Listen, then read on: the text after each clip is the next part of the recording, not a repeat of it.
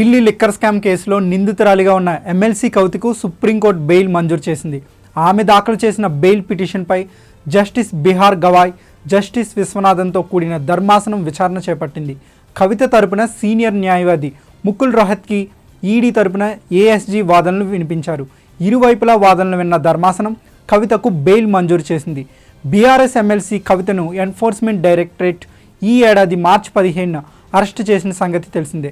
Money laundering నిరోధక చట్టం కింద అరెస్టు చేసినట్లు ఈడీ అసిస్టెంట్ డైరెక్టర్ జోగేందర్ అప్పట్లో ప్రకటించారు. అరెస్టు వారెంట్తో ఆమె ఇంటికి వెళ్లిన ఈడీ అధికారులు తొలుత సోదాలు నిర్వహించి మనీ లాండరింగ్ నిరోధక చట్టం ప్రకారం విచారించిన కవితను వాగ్మూలం నమోదు చేశారు. ఆమె నుంచి 5 సెల్ ఫోన్లు స్వాధీనం చేసుకున్నారు. ఢిల్లీ మద్యం కేసులో అక్రమాలు చోటు చేసుకున్నాయంటూ 2022 ఆగస్టులో సిబిఐ కేసు నమోదు చేసింది.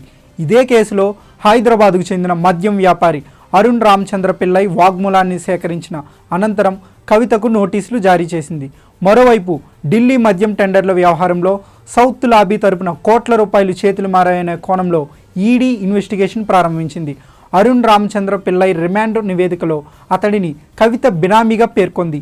ఈ సౌత్ గ్రూప్ ద్వారా 100 కోట్ల ముడుపులు ఆప్కు హవాలా మార్గంలో అందాయని అభియోగం మోపింది. గతేడాది మార్చిలో కవితకు నోటీస్ జారీ చేసింది. ఆ తర్వాత మరోమారు కూడా సమన్లు జారీ చేసింది.